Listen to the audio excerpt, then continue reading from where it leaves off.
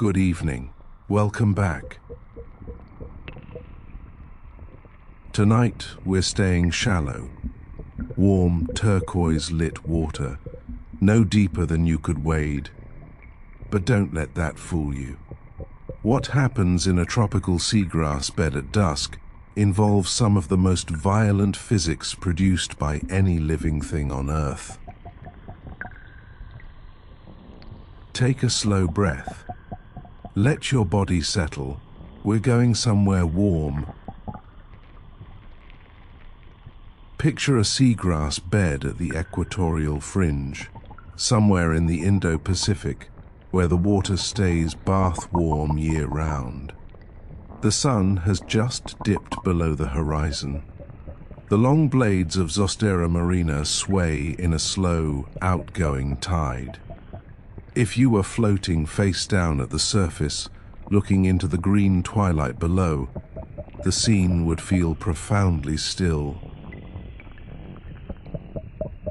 But it isn't silent. Cutting through the low rumble of the swell is a continuous, textured crackling, a sharp ambient sizzle in every direction, like water hitting hot oil. This is the collective sound of the Alpheidae, the pistol shrimp. Tens of thousands of them, buried in tiny burrows beneath the seagrass roots, conducting their ongoing acoustic business across the entire coastal shelf. You cannot locate a single source. The sound envelopes you completely, a rhythmic tapestry of microscopic pops that blends into one persistent, soothing hiss. It has been doing this continuously for tens of millions of years. The floor of the meadow is a complex lattice of microtunnels, stabilized by organic secretions and fragments of discarded bivalve shell.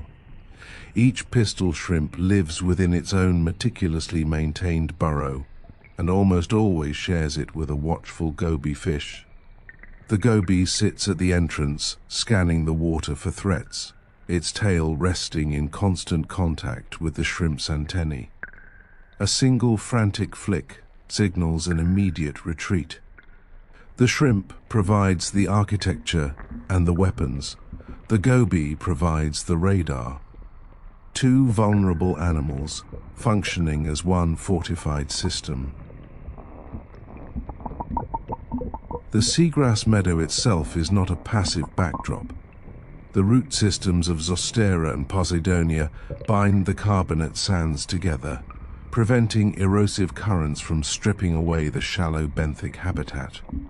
The thousands of micro-tunnels dug by the shrimp continuously aerate the sediment, circulating oxygenated water through what would otherwise be a stagnant anoxic underworld.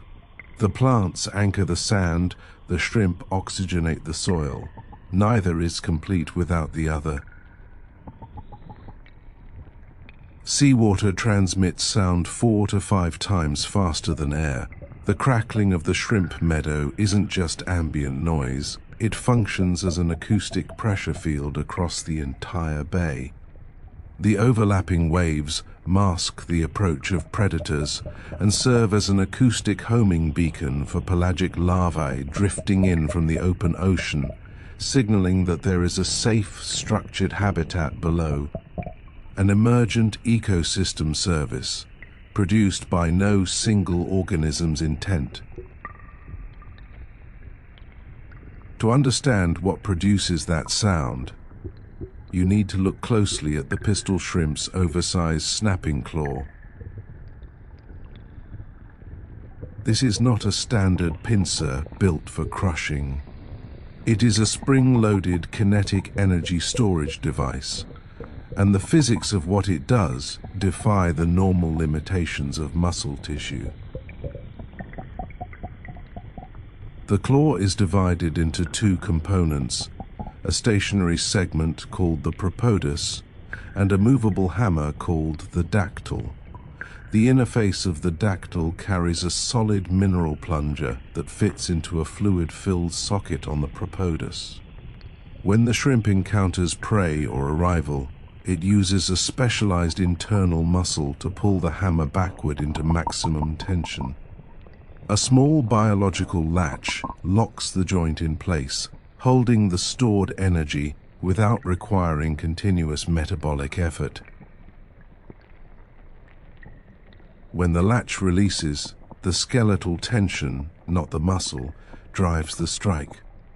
The hammer closes in under half a millisecond.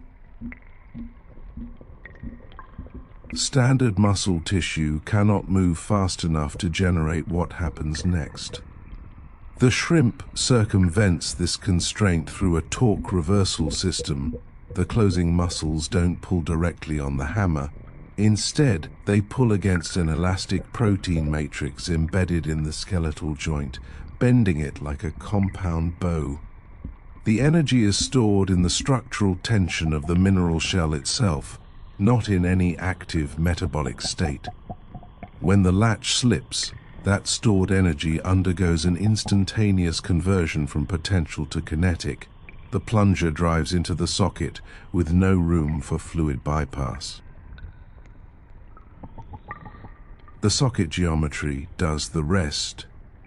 The only escape for the trapped water is a narrow, precisely shaped channel that functions like a Venturi nozzle, constricting the fluid and forcing it to accelerate to terminal velocity within a distance smaller than the width of a raindrop. The water jet that exits travels at over 100 kilometers per hour. As that jet accelerates, the fluid pressure within it drops, in accordance with Bernoulli's principle, below the vapor pressure of water. The water doesn't need heat to boil. It needs only a pressure low enough that liquid can no longer remain liquid. The hydrogen bonds holding the water molecules together break, and the fluid tears open, forming a hollow pocket of pure vapor traveling forward through the seagrass bed. This is a cavitation bubble. The shrimp never physically strikes its target. The claw is simply the engine that manufactures this expanding vacuum and launches it like an acoustic projectile through the water column.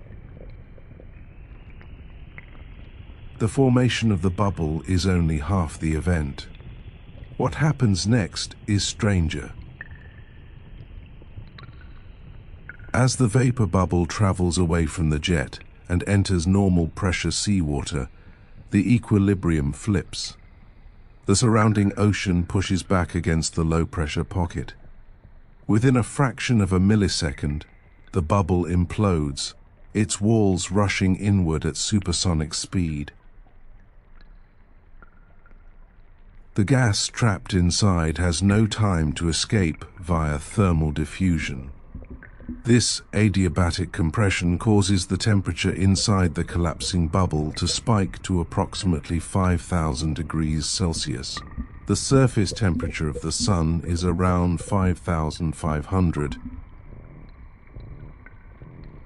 For a single microsecond, the water glows, a localized flash of light, sonoluminescence, accompanied by a brief plasma discharge. Then it's gone. The surrounding cold ocean quenches it before a single cubic millimeter of water can absorb the heat. The energy flares, fulfills its physical mandate, and disappears, leaving the water temperature completely unchanged. What doesn't disappear is the shockwave.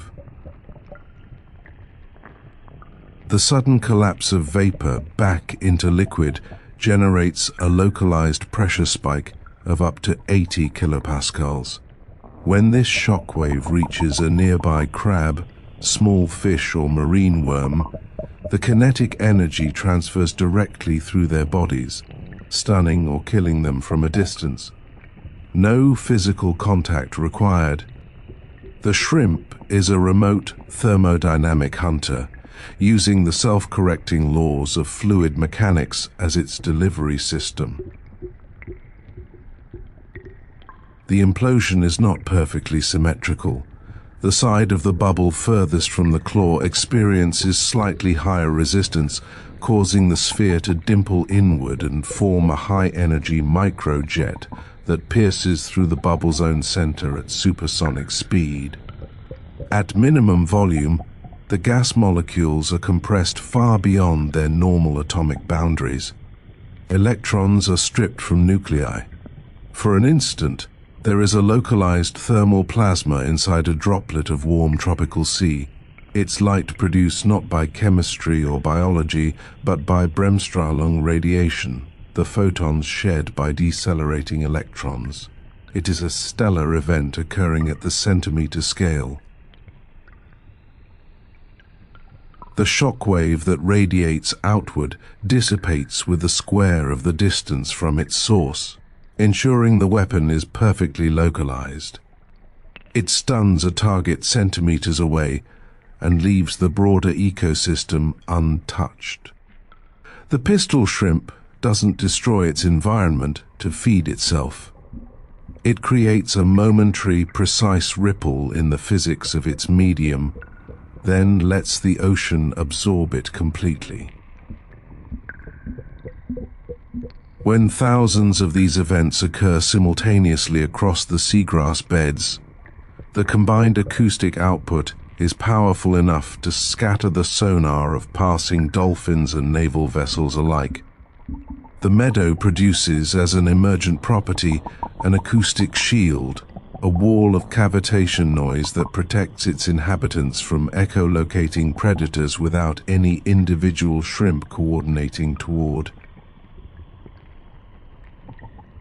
The pistol shrimp's burrow is worth examining on its own terms, not just as a home, but as a piece of engineering.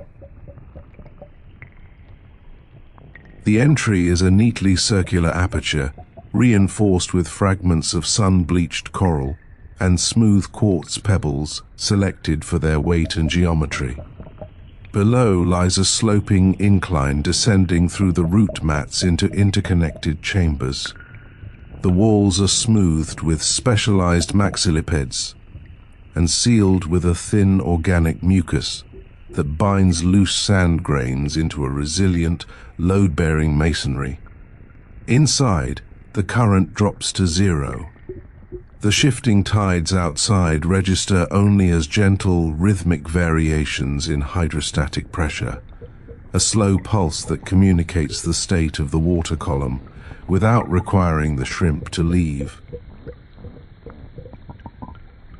The pistol shrimp has traded forward vision for protection. Its eyes are heavily shielded by the hardened carapace to guard against the recoil of its own weapon. It navigates its underground domain entirely by the tactile signals of its antennae and the chemical gradients of the water flowing through the entrance. It knows when the goby tenses. It knows when the tide turns. It knows when prey drifts within range, not by sight, but by the mechanical disturbance of the water itself. The snapping claw is self-renewing. Every year, when the shrimp sheds its exoskeleton during molting, the entire mechanism is reconstructed. If the dominant snapping claw is lost to a predator, the remaining smaller claw begins to expand and differentiate during the subsequent molt, growing into a full snapping weapon, while the regenerating lost limb develops as a standard feeding appendage.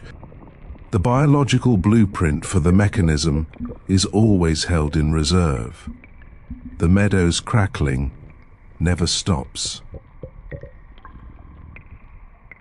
Leave the seagrass behind. Float outward along the marine shelf, past the bleached sand ridge at the meadow's edge, and into the structural labyrinth of the coral reef. The water here is clearer, deeper colored, more complex. The ambient crackling of the pistol shrimp fades into a broader wash of oceanic sound. The architecture shifts from soft sediment to dense, calcified limestone. a multi-dimensional matrix of tunnels, overhangs and hollows carved over centuries by the collaborative growth of coral organisms. Hidden within one of these limestone cavities lives a relative of the pistol shrimp, though one that has taken the physics of biological impact in an entirely different direction. Where the pistol shrimp is a stationary, long-range acoustic marksman, this animal is a mobile, heavily armored close-quarters striker. It doesn't use fluid dynamics to project force across a distance. It makes direct contact at speeds that challenge the structural limits of matter itself. This is the smasher mantis shrimp. The mantis shrimp selects its burrow within dead coral rock with precision. The limestone walls absorb thermal energy during the day and release it slowly through the night, maintaining a stable interior temperature. The shrimp actively remodels the space, clearing sediment, arranging gravel barriers at the entrance, smoothing the internal geometry. This is not a passive shelter. It is a managed fortress, maintained to exact specifications. Its weapons are a pair of dactyl clubs, heavy mineralized hammers folded beneath the head. Like the pistol shrimp's claw, they cannot be powered by raw muscular contraction alone. Water's viscous resistance would slow any appendage driven by direct muscle action long before it reached the necessary velocity. The mantis shrimp bypasses this constraint through a different mechanism, a biological power amplifier built entirely on elastic energy storage. To load the strike, the shrimp uses its large thoracic muscles to slowly compress a saddle-shaped structure on its exoskeleton. This saddle is made of mineralized cuticle combined with elastic proteins, an organic spring capable of storing immense potential energy without deforming or fracturing. A biological latch locks the joint at full compression. The shrimp can hold this loaded state indefinitely, spending almost no metabolic energy to keep the weapon ready. When a target appears, the latch releases. The saddle spring drives the dactyl club forward with an acceleration comparable to a firing bullet. The full strike takes place in under 3 milliseconds, well outside the limits of human visual perception. The mathematics of this power amplification are worth pausing on. If the mantis shrimp relied on muscle contraction speed alone, the maximum club velocity would be limited by tissue friction and water resistance. By decoupling the muscular work from the actual movement, the shrimp converts a slow, patient accumulation of energy, input over several seconds, into a release that occurs over milliseconds. The instantaneous power output is multiplied by several thousand times what the muscles alone could produce. This is not brute strength. It is the elegant mechanics of a stored energy system, the same principle that governs a crossbow, a catapult, a trap-jaw ant. The dactyl club is built for repeated high-impact use. The striking face is heavily mineralized with hydroxyapatite, the same mineral found in human bone, organized into a highly oriented crystalline matrix that prevents crack propagation. Behind the impact surface lies a series of alternating, compliant layers of chitin fibers arranged in a helicoidal spiral pattern. When the club strikes, kinetic energy is redirected along these spiral pathways rather than concentrating at a fracture point. It is an organic shock absorber that distributes force through the material rather than allowing it to accumulate. The shrimp can strike thousands of times without fracturing its weapon, a performance record that has attracted significant interest from aerospace and materials engineers studying impact-resistant composite design. The club doesn't just deliver a single impact. As with the pistol shrimp's claw, the extreme acceleration of the dactyl generates its own cavitation event. The water directly in front of the accelerating surface cannot move fast enough to fill the vacuum being left behind. Vapor bubbles form. When the club decelerates on contact, the surrounding pressure recovers and the bubbles collapse, releasing a secondary shockwave that adds a second pulse of force to the target, offset by a few microseconds from the first. For prey, the strike is a double impact, the physical contact of the club, followed almost immediately by the hydrodynamic shockwave of cavitation collapse. Even a strike that narrowly misses can stun through the secondary wave alone. The mantis shrimp has weaponized the same fluid mechanical phenomenon used by its seagrass-dwelling relative, not as its primary strategy, but as a collateral effect of moving fast enough.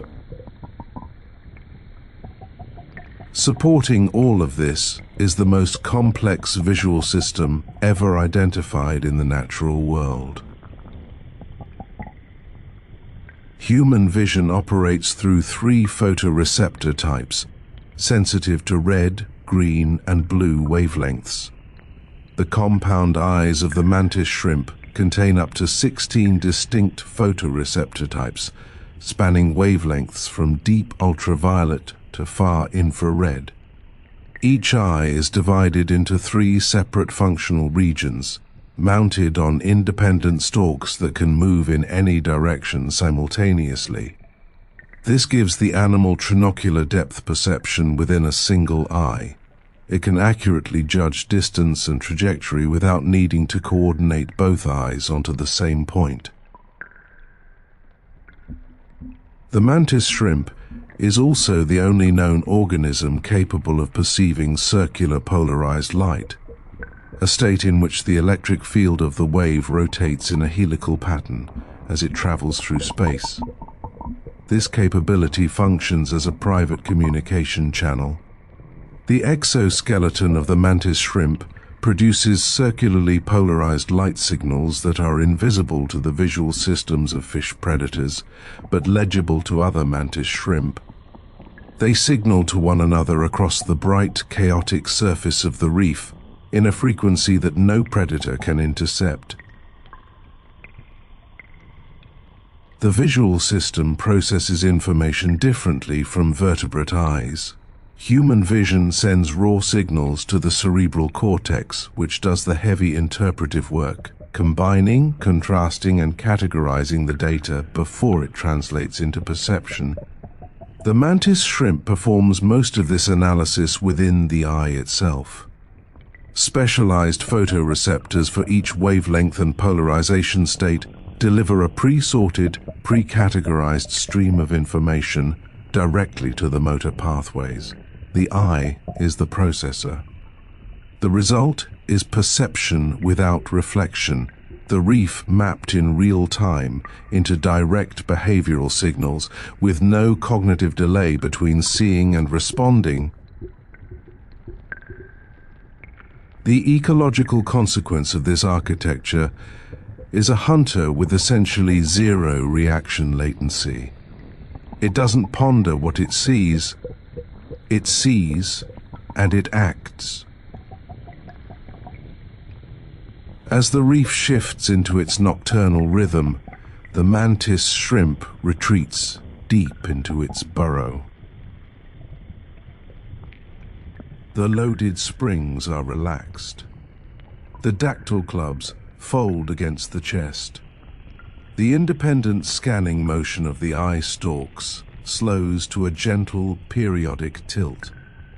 The armor-clad striker settles against the limestone floor and enters a state of metabolic calm that belies the physics it is capable of. This stillness is not incidental. Maintaining a mechanical system of this precision requires regular periods of complete disuse. The microfractures that accumulate within the mineralized clubs are repaired during extended rest. The photopigments within the 16 photoreceptor types are refreshed and recalibrated in darkness. The elastic proteins within the saddle spring recover their stored energy potential. The burrow walls hold the shrimp in stable, consistent conditions, insulated from thermal variation, free from current turbulence, while the repair processes run. Every component of the animal's anatomy, from the crystalline matrices of the dactyl hammers to the delicate pigment layers of the compound eyes, depends on this nightly suspension of activity to remain structurally intact. The system that generates one of the most violent mechanical events in marine biology is sustained by the depth and regularity of its rest. Two animals, both smaller than your hand, occupying the same shallow coastal zone. One manufactures plasma and shockwaves from a jet of water moving too fast to see. The other compresses geological force into a saddle spring and releases it in the time it takes light to travel 3 centimetres. Both of them, right now, are resting. The seagrass meadow continues its crackling, steady, self-regulating, indifferent to the hour. The goby watches the entrance of the burrow. The mantis shrimp settles into its limestone chamber. The spring is unloaded. The clubs are at rest. The ocean holds its slow, enormous weight above all of it. There's nothing left to calculate tonight. Your own machinery has been running since before dawn. Let it do what it knows how to do.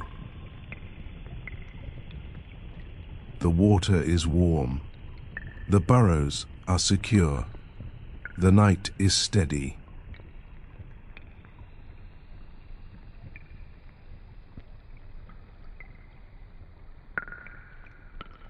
Good night.